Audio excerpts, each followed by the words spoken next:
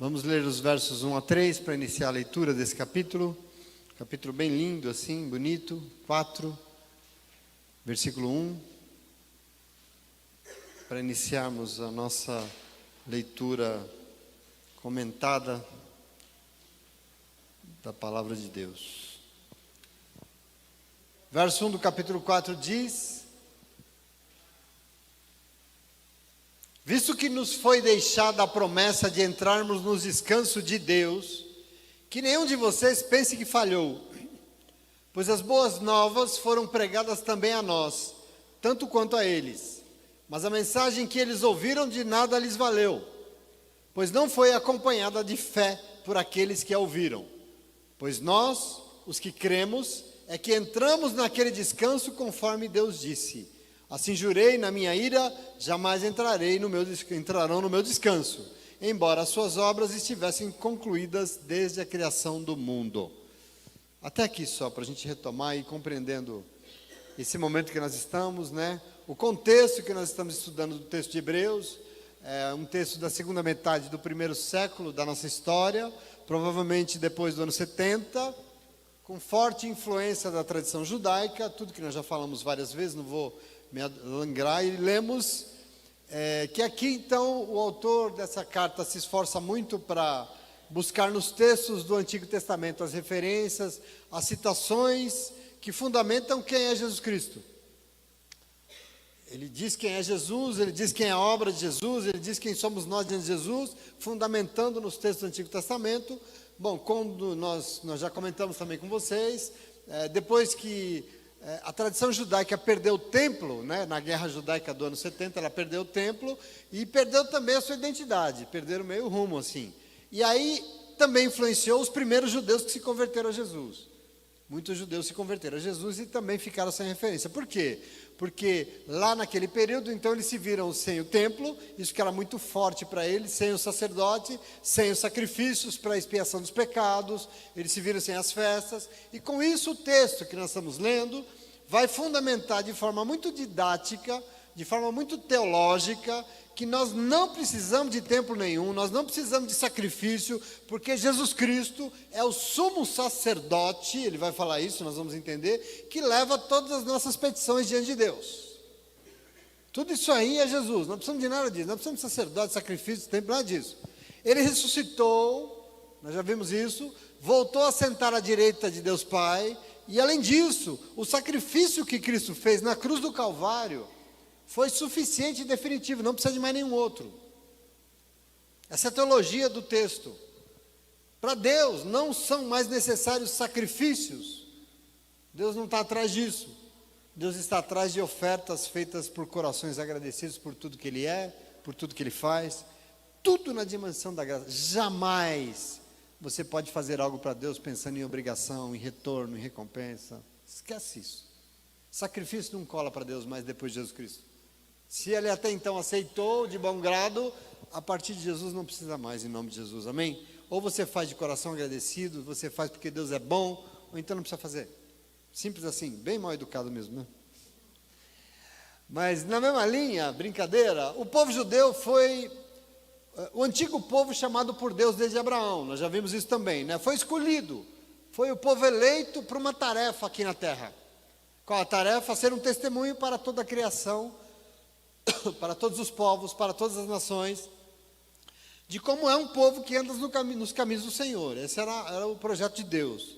Entretanto, Hebreus vai reconhecer, aliás, ele vai fundamentar que esse povo não atendeu bem a contento o chamado de Deus. Houve problemas, porque, inclusive, acabou escravizado no Egito. As coisas não deram muito certo. Isso por teimosia. Mas mesmo Deus tendo vindo para honrar uma antiga promessa que Ele fez a Abraão. Quando eles saíram do Egito, que o Senhor tirou eles de lá, eles peregrinaram 40 anos no deserto, e foram 40 anos de obstinação, de reclamação, de murmuração, desonrando a memória de tudo que Deus já tinha feito na história deles. É um projeto complicado, porque o ser humano é complicado. Por isso eu disse também, comentei, esse plano falhou, mas Hebreus vai dizer que Cristo Jesus foi então chamado, e aliás em Cristo Jesus o chamado não é mais para nenhum povo específico. Em Jesus é o mesmo chamado, mas de uma outra forma, com outro personagem. Porque em Cristo Jesus está então finalmente chamando de novo todos os povos, e chama todo mundo para se arrepender, para um arrependimento, para crer nele, se converter e ser salvo. Isso é Cristo, é para isso que ele veio até nós. Esse é o projeto. Deus estava a partir dele, então, retomando o antigo projeto dele que não deu certo. Em Cristo, então, chamem todos os povos, todas as nações a crerem em Jesus, a se arrependerem e a serem salvos. O chamado que outrora foi feito para Abraão e sua descendência, em Cristo muda um pouco. Por quê? Deus não vai chamar mais um povo, ele vai chamar todos e todas. Cristo veio para toda a humanidade, tanto que ele diz, olha, vocês vão ser minhas testemunhas em Jerusalém, na Samaria e até o fim do mundo, até os confins da terra, porque eu quero chamar todos os povos. É para todos e todas. E o critério de salvação não é mais pertencer a um sangue, a uma raça, não é mais ser de um povo, não é mais ser de uma religião, mas o critério de salvação, o que é? É a fé em Cristo Jesus. O que nos salva é a fé em Cristo Jesus, porque quem crê nele, se arrepende e se converte, será salvo. Percebe que muda? Os judeus entendiam que eles eram salvos, por quê? Porque existia uma antiga promessa, que a descendência de Abraão seria salva. Então nós somos filhos de Abraão, estamos salvos. E aí vem João Batista e fala, para de falar que vocês estão salvos, que vocês são filhos de Abraão, que se Deus quiser, até dessas pedras aqui ele pode fazer um filho de Abraão. E em Cristo Jesus ele está levantando as pedras. Ele está dizendo, todos os povos têm que ser salvos em nome de Jesus. Então, também sobre o povo antigo, existia uma promessa desde Gênesis qual? O texto de Gênesis diz o quê? Que Deus criou todas as coisas em 6 dias, e no 7º dia ele fez o quê? Descansou. Ele também, então, descansou, porque ele daria descanso ao seu povo. Existia uma antiga promessa de Deus. Entretanto, depois de tanto murmurar, nós chegamos no livro do Êxodo, e diz que Deus um pouco perdeu a estribeira, Deus perdeu a paciência. Nós lemos isso aqui já com vocês. Deus falou, chega, ele desistiu, eles reclamam demais, não dá. A Bíblia diz, e aí por isso nós lemos hoje, assim jurei, na minha ira, jamais entrarão no meu descanso. Esse povo não vai entrar, eles só sabem reclamar. Observa, existe uma antiga promessa, e é aqui onde nós estamos lendo, é aqui que eu comecei a ler com você hoje. Existia uma antiga promessa de Deus, porque ele diz no verso 1, Deus deixou uma antiga promessa de que seu povo descansaria nele. E nós, os que recebemos o chamado de Cristo Jesus, não podemos pensar que Deus esqueceu isso, que falhou, que nós perdemos. Não, nós não podemos achar isso, nós não podemos jamais. Tanto que as boas novas da salvação nos alcançaram, não somente a eles, mas também a nós. A palavra da salvação não foi dada para o povo judeu, mas também a nós. Nos alcançaram, a nós e a eles, mas eles ouviram a mensagem e isso de nada valeu. Por que não valeu? Porque eles não se renderam, eles não obedeceram. Eles só murmuravam. Eles não se renderam à palavra. Deus esperava fé, mas não teve fé. Teve reclamação e teve lei. Legalismo. Então o negócio não deu certo. Por isso, eu quero que você entenda hoje a oportunidade que está diante de nós. Eu quero que você compreenda isso, porque isso é lindo. Presta atenção, nós somos, o texto diz aqui, aqueles e aquelas que creram em Jesus Cristo. Nós. Quem somos nós? Aqueles e aquelas que creram em Cristo Jesus. E por isso, o texto vai dizer, nós estamos aonde? No descanso de Deus. A antiga promessa do Gênesis está sobre a tua vida. Você tem onde descansar. Presta atenção, isso é muito bonito. É muito lindo porque Deus criou tudo, no 7º dia ele descansou e deixou uma promessa, o meu povo vai descansar em mim, ele vai saber o que é descanso em mim. E isso é maravilhoso, todos nós. Ele quer que nós descansemos. Entretanto, não que nós podemos nos esquecer nessa vida, que só tem um lugar de descanso nesse mundo, sabe onde é?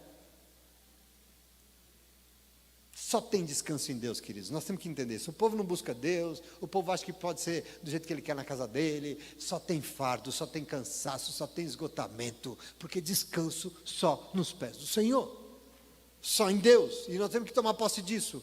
No mundo não tem descanso. Aliás, o mundo exaure, o mundo suga, o mundo tira nossas forças. Viver nesse mundo é isso. Mas nós não podemos esquecer que Isaías 40:31 nos garantiu o quê? Que os que esperam no Senhor renovarão as suas forças, subirão com asas como águias, correrão e não se cansarão, caminharão e não se fatigarão, porque descansarão no Senhor. O mundo só cansa. Aliás, Isaías fala, até os jovens fortões correm e cansam, mas quem espera no Senhor não se cansa, porque Deus renova suas forças. Amém? Existe um descanso para todos nós. Esse descanso é no Senhor. Todos nós queremos, todos nós que cremos e nos rendemos a Ele. E no versículo 4, até o 6 vai dizer assim, ó. Pois em algum lugar, ele falou sobre o sétimo dia, nestas palavras. No sétimo dia, Deus descansou de toda a obra que realizara. E de novo, na passagem citada há pouco, diz, jamais entrarão no meu descanso. Portanto, restam algumas pessoas para entrar naquele descanso. Olha que lógica interessante. E aqueles e aquelas a que anteriormente as boas novas foram pregadas, não entraram, porque desobedeceram. Mas tem gente para entrar. Quem vai entrar no descanso de Deus? Quem? Ele fala assim, por certo, em um certo lugar. Que lugar? Em Gênesis 1. Em Gênesis 1, diz que no sétimo dia Deus descansou de toda a obra que realizara. E ele planejou o descanso como medida da vontade dele. Mas o Êxodo vai dizer que os judeus não entrariam nesse descanso. Portanto, pensa no raciocínio lógico, olha que maravilhoso. Eles não entrariam no descanso porque desobedeceram, mas quem obedece vai entrar. Restam alguns ainda para entrar. Quem são os alguns? Os que creram em Jesus e obedeceram. Não é lindo isso? Presta atenção, é maravilhoso. Quem vai entrar no descanso de Deus? Todos os que ouviram a boa nova e se renderam a Jesus Cristo e obedeceram às suas palavras. O descanso é uma realidade, é uma promessa. E graças ao Senhor ainda resta lugar para alguns que creem no Senhor. E nós vamos entrar e temos esse descanso em nome de Jesus. Amém? Amém. Aí veja o verso 7, que bonito, 7 a 10. Esse capítulo é lindo. Por isso Deus estabeleceu outra vez um determinado dia, chamado hoje. Ao declarar muito tempo depois, por meio de Davi, de acordo com o que fora dito antes. Se hoje vocês ouvirem a sua voz, não endureçam o seu coração. Porque se Josué lhes tivesse dado descanso, Deus não teria falado depois a respeito de outro dia. Ainda assim resta um descanso sabático para o povo de Deus. Pois todo aquele e aquela que entra no descanso de Deus, também descansa das suas obras, como Deus descansou das suas. Entenda isso aqui. De novo ele volta no texto do Salmo 95. Porque o Salmo 95 diz, naquele dia chamado hoje, se vocês ouvirem a sua voz, não endureçam o coração. E aí ele vai lembrar, bom, lá atrás, eles ouviram e endureceram o coração. E o Salmo lembra do dia que se chama quando? Hoje. Não é lá atrás. Não é lá no deserto, não é lá no Êxodo. Ele está lembrando no dia que se chama hoje. Por isso, muito tempo depois, essa ordem dos salmos está sobre quem? Sobre nós. Ele está querendo dizer, Deus fez uma promessa.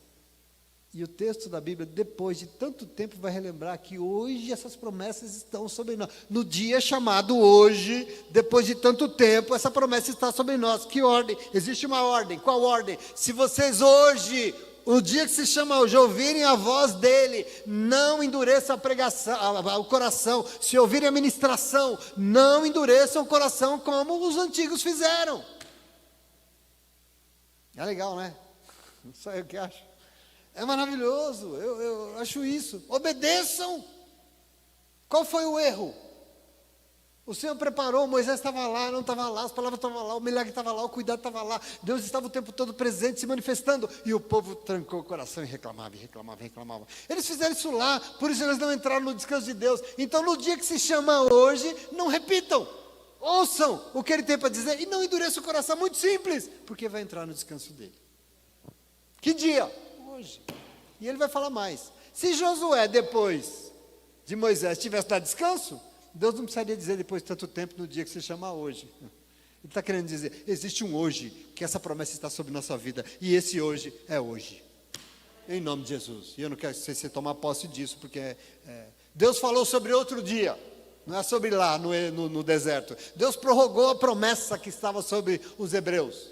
Elas foram prorrogadas, e por isso tem ainda um povo que pode usufruir do descanso que só há em Deus. Maravilhoso. Tem povo que descansa no Senhor aqui nessa noite? Existe uma promessa sobre você. Descanso. E é importante que você entenda. É fundamental. Pode descansar você, povo de Deus, hoje, nessa noite. Porque existem promessas de Deus sobre a tua vida. Deus prometeu que Ele vai cuidar, Ele vai cuidar. Deus prometeu a Abraão que abençoaria todos que abençoaria todos que lhe abençoassem. Assim como Deus prometeu a ele que amaldiçoaria todos que lhe amaldiçoassem. Em outras palavras, Deus prometeu que para Abraão: Abraão, descanse, eu vou cuidar de você. Prometeu, eu vou cuidar de você.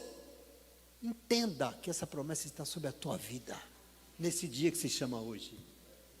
As mesmas promessas lá de trás continuam sobre nós hoje. Ele prometeu a Abraão que daria uma terra a ele, que daria uma descendência a ele, que daria uma família próspera e abençoada a ele. Deus prometeu a Abraão que ele seria, diante de todas as nações, todo mundo ia olhar para ele, para a sua descendência, e veria como Deus é maravilhoso na vida de um homem que é dele. E sabe o bonito disso? Todas essas promessas estão sobre a tua vida, em nome de Jesus.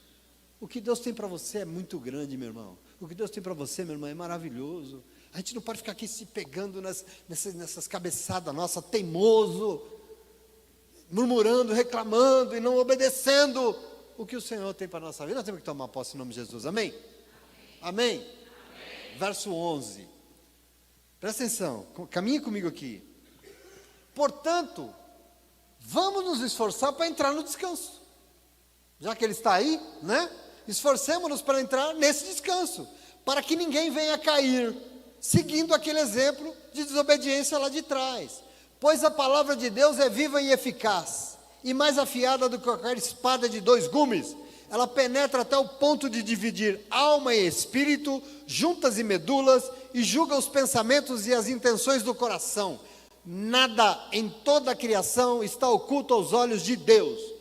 Tudo está descoberto e exposto diante dos olhos daquele a quem havemos de prestar contas. Esse texto a gente gosta, né? Esse negócio da espada aqui a gente adora. Mas presta atenção aqui, de nós é esperado algo. O que é esperado de nós? Que nós não façamos igual aquele testemunho de erro. Que nós não repitamos o mesmo erro do passado. Isso é esperado de nós. Então que nós possamos aprender com os erros do passado e nos esforçar para viver no descanso que Deus preparou desde a criação do mundo. Um lar não pode ser atribulado, uma vida não pode ser atormentada. Por quê? Porque você serve a um Deus que preparou, desde que Ele criou esse mundo, um descanso para você. Descansar nos braços dEle, ter paz na tua casa, ter paz no teu coração, na tua vida, na tua alma. Descanso do teu corpo, descanso da tua alma, descanso do teu espírito. Isso é plano de Deus para a sua criação. Como é que tem tanta tribulação? Não pode ter. Quem descansa em Deus, descansa em tudo. Em tudo. Quem descansa em Deus, descansa das aflições.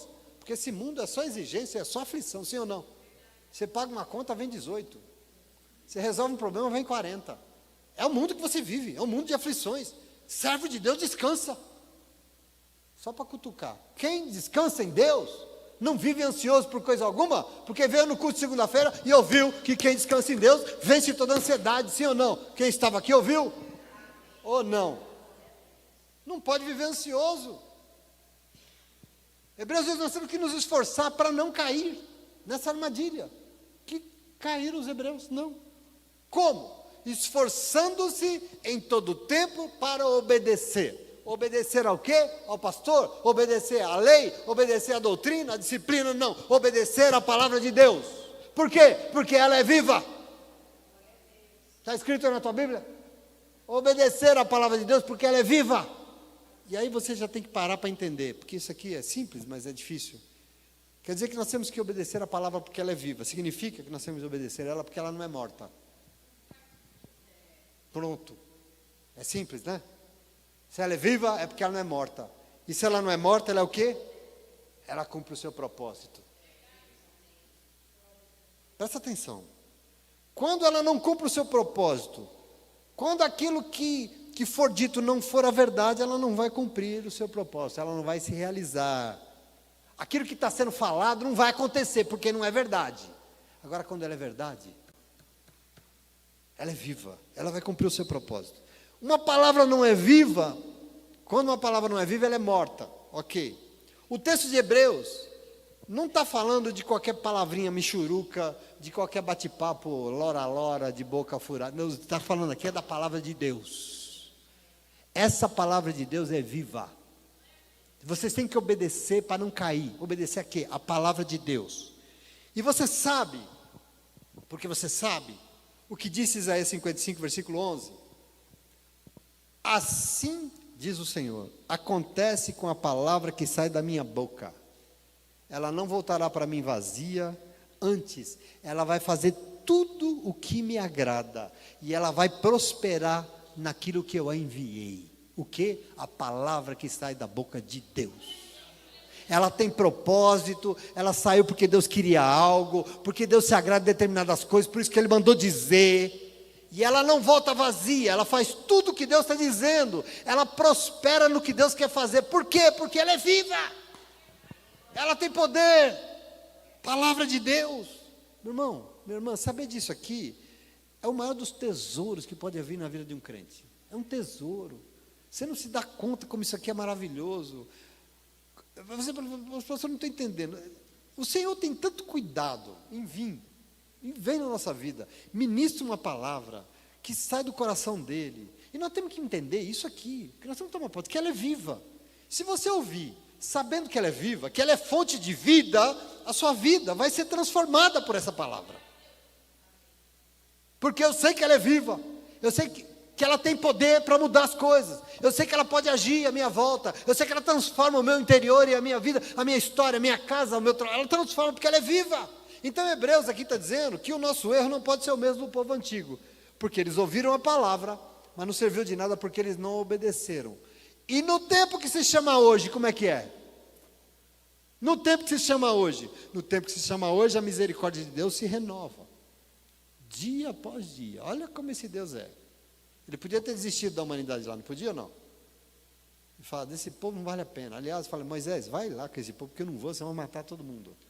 Mas não desiste. Ele vem e renova suas misericórdias.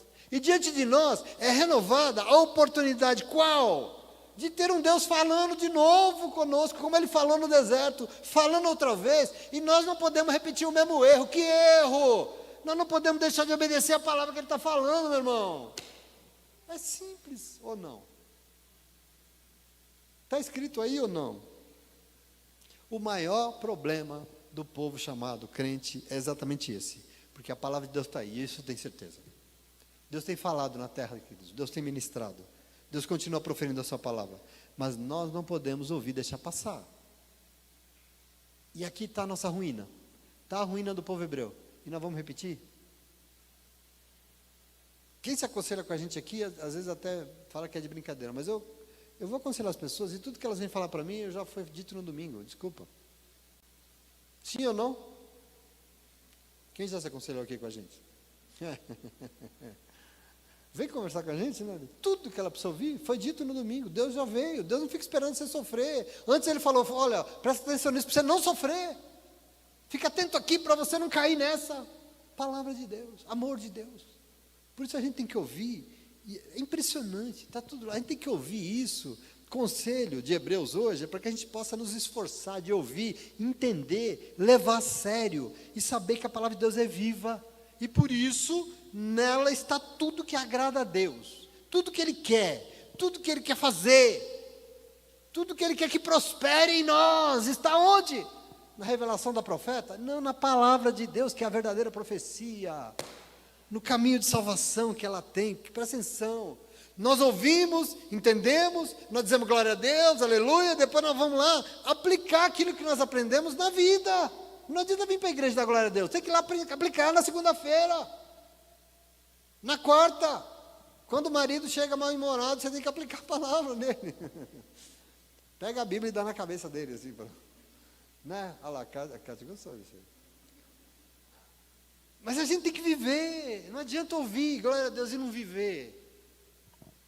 É assim que ela prospera, porque o chamado é esse, é assim que a palavra de Deus vive, nos torna, ela é viva e nos faz viver. Entende assim? Isso é importante, ela tem esse poder. Inclusive porque Hebreus diz que além de ser viva, ela é eficaz. E dizer que ela é eficaz, a palavra de Deus é viva e é eficaz, ser eficaz é o mesmo que ser eficiente. E você sabe o que significa eficaz e eficiente? É aquilo que obtém resultados efetivos. O que obtém realmente resultados em minha vida? A palavra que é eficaz. Ela produz resultados efetivos. Não é conversa fiada. É palavra que funciona e produz resultados.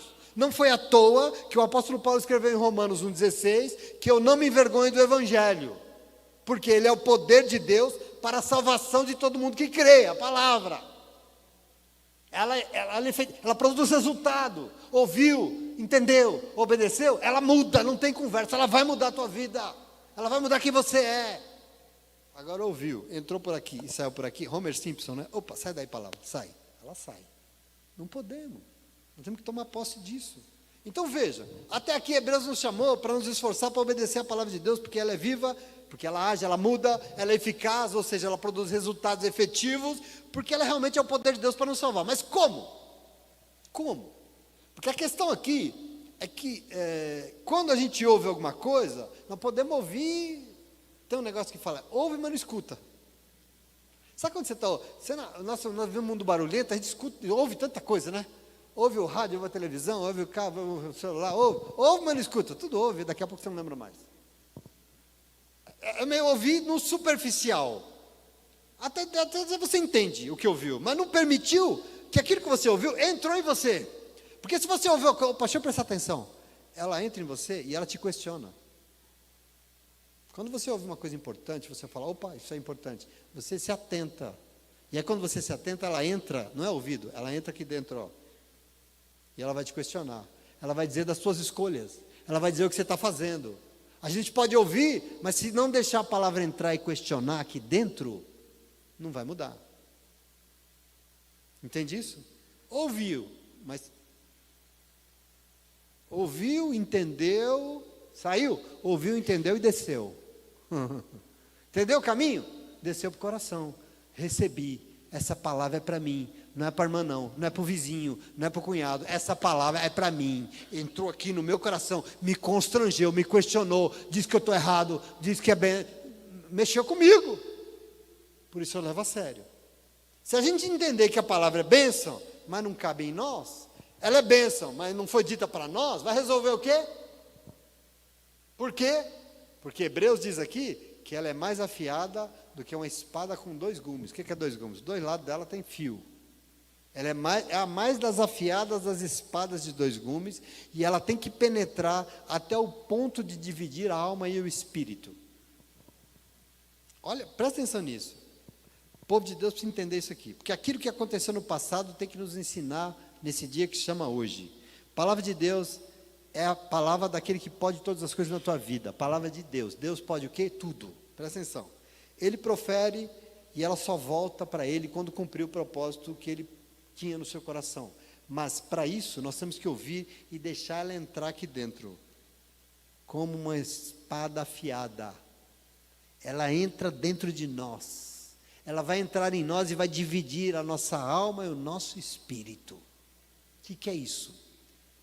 Se nós permitirmos que a palavra entre em nós, não é no vizinho não, tá? É em nós.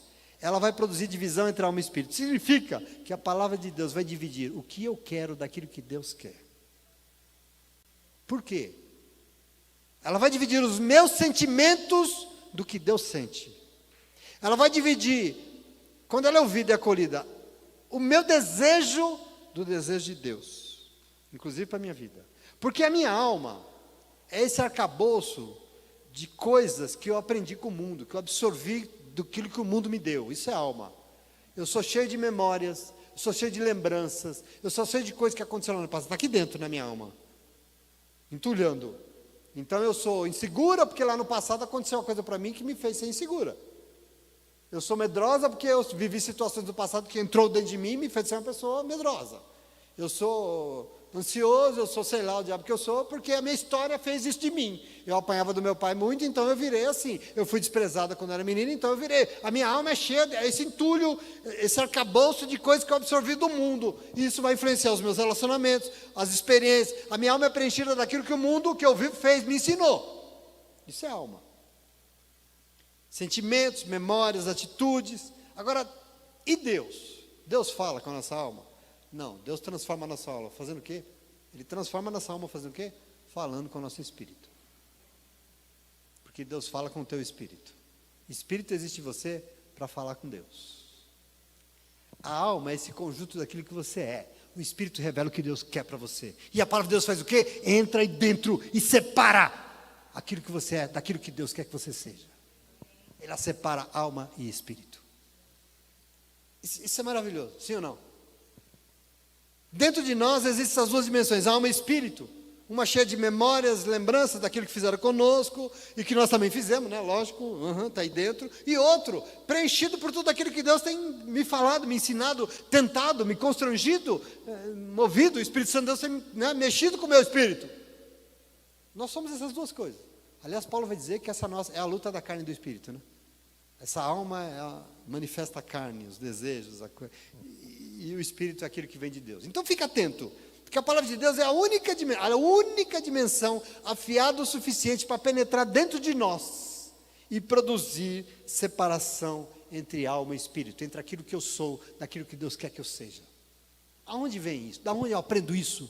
Na palavra de Deus, viva, eficaz e afiada, a ponto de entrar em mim e mudar, transformar, revelar quem eu sou. Presta atenção, ela me constrange. A palavra de Deus não está aqui para falar que você é linda, não, porque você é linda mesmo, mas isso não cabe. Isso não é. Igreja não é lugar de gente linda, igreja é lugar de gente salva, transformada, curada pelo nome. Então a palavra de Deus existe para te constranger mesmo, porque ela vai entrar dentro de você e vai falar: está vendo isso aqui? Isso aqui não é de Deus, tá bom? Isso aqui é de Deus. Ela vai te mostrar e você vai se sentir constrangido, porque a tua alma é o que você é. Mas será que serve para Deus o que você é? Não, serve o que Ele quer.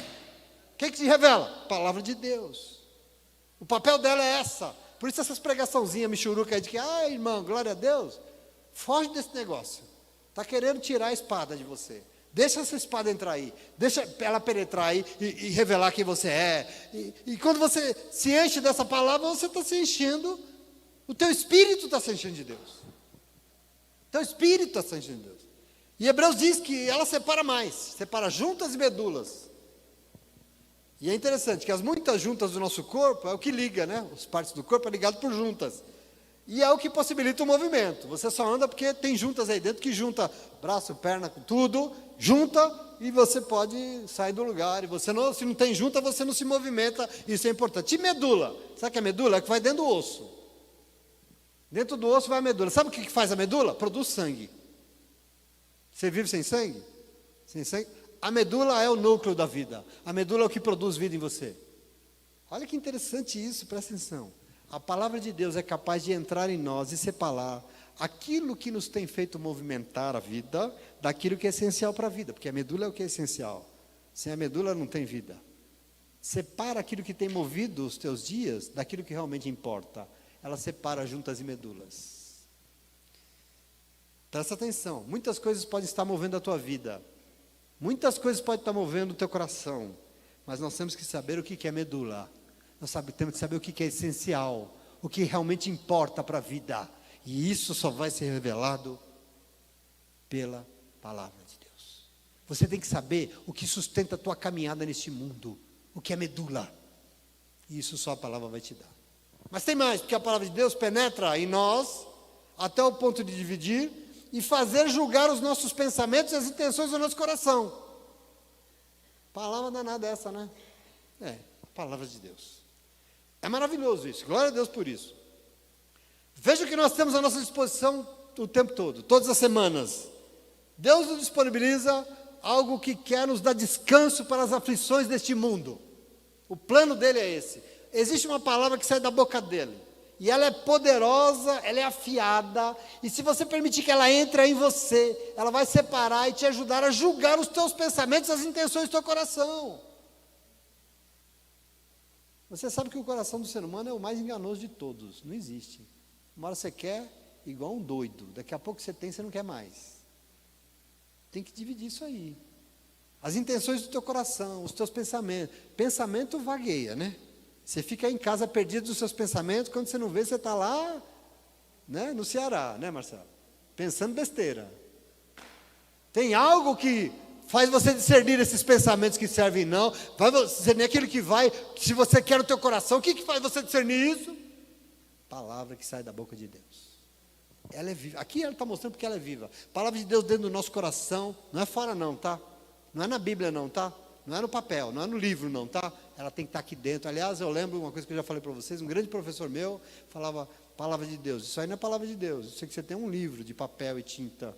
Ela só vai ser palavra de Deus aqui dentro do teu coração. Quando você abrir esse livro aí e ler, e essa palavra entrar em você, aqui dentro ela se torna a palavra de Deus. Aí fora ela é só um livro, que não muda nada. Não adianta botar na estante achando que o diabo não vai lá, porque ele vai dar risada ainda, tá? Ela só é palavra viva de Deus no teu coração. Isso é muito importante. Ela entra no nosso ouvido, não sai pelo outro não. Ela entra e penetra no nosso coração. E lá no nosso interior, aliás, lá o nosso interior é revelado, é desvendado. Cura. A psicanálise tinha que saber disso. O psicanalista diz que você esconde 70% do que você sabe. Você só lembra de 30%. 70% você esconde, porque é feio, sabe? Dói, machuca, você esconde no inconsciente. A palavra de Deus entra lá no teu interior e ela desvenda tudo. Tudo fica claro, ela revela. Você compreende as histórias, você compreende porque você é assim. Ela entra no teu coração e revela você mesmo. Ela mostra quem você é. Ela revela os buracos que tem aí dentro, revela. Os problemas que tem aí dentro, ela revela.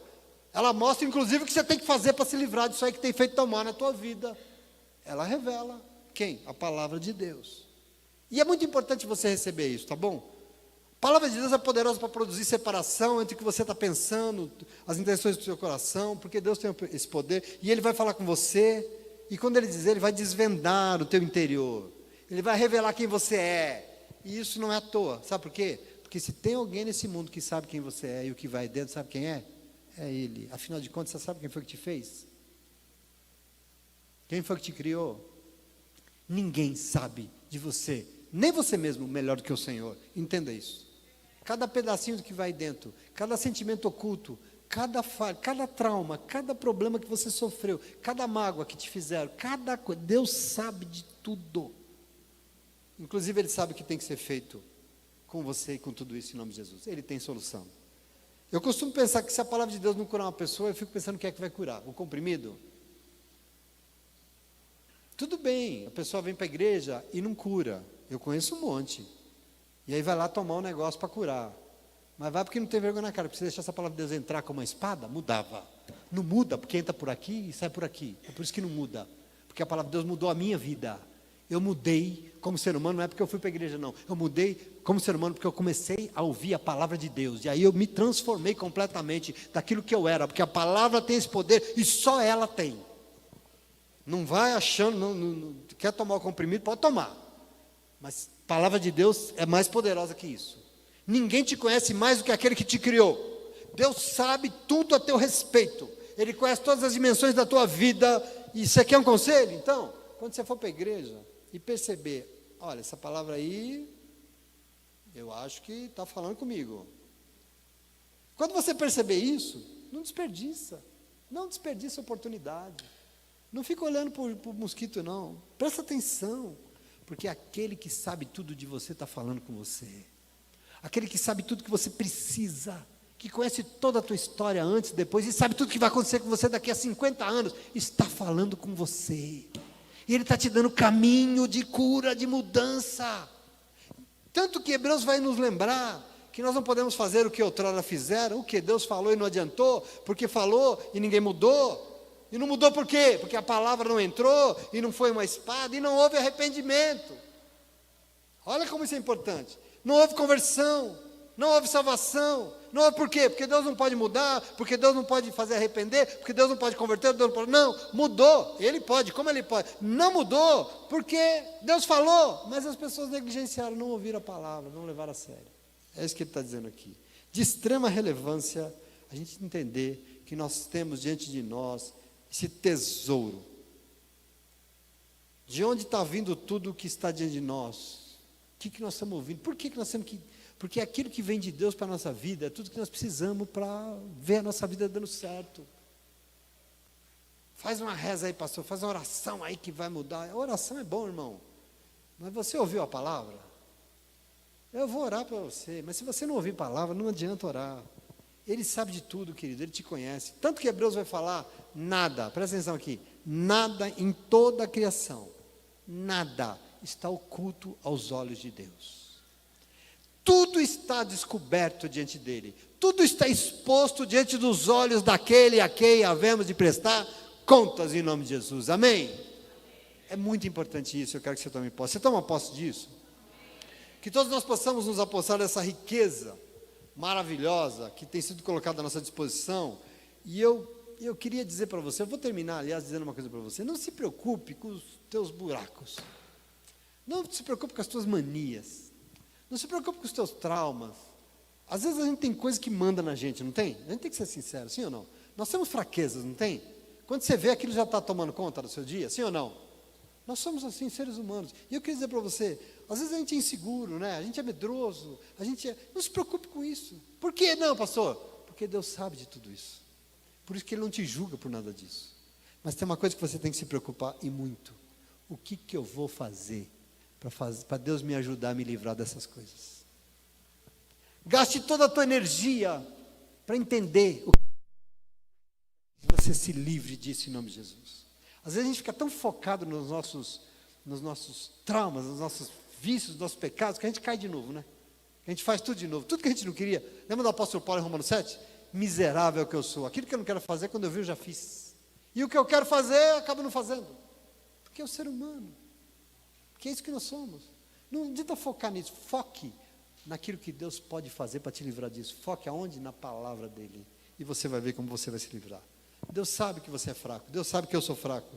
Por isso não se envergonhe diante das suas fraquezas, não faça isso. Porque senão você está se envergonhando de ser um ser humano. Não adianta. Busque na palavra de Deus os caminhos da tua força. Eu sou fraco, ai que vergonha. Não. Deus, fala aí o que eu tenho que fazer para ser forte diante do Senhor. Onde é que está não se preocupe com o teu passado. Não se preocupe, sabe por quê? Porque lá atrás já tinha um Deus, ele já sabia tudo o que você está fazendo. Se tem alguém que sabe tudo que você fez lá atrás, é Ele, então não se preocupe. Não, Ele sabe de tudo até do teu passado, mas se preocupe o que você vai fazer com o teu presente diante de Deus. Foque a tua vida nisso, o que a palavra de Deus está falando para você fazer hoje. Deus não te julga, meu irmão, Deus não te julga, minha irmã. Deus não julga o que você fez, Ele sabia que você vivia um tempo que talvez a gente fosse, eu era ignorante. O que o apóstolo Paulo fala em Atos 16?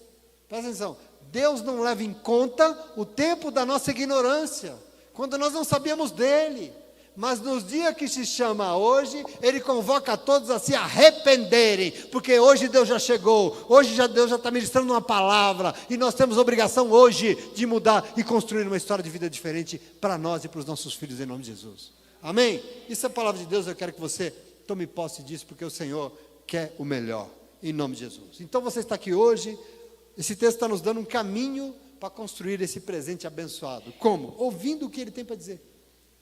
Ouvindo a palavra de Deus, deixando que ela penetre em nós, que ela nos questione, que ela nos abale, porque Deus nos abala mesmo. E porque é abalado que você encontra forças no Senhor e você vai vencer em nome de Jesus. Assim tem salvação, você crê? Assim e só assim tem salvação. Alguém quer ser salvo aqui nessa noite? Então aproveita e aplaude. Aleluia. Fica de pé, vamos adorar o Senhor. Glória a Deus.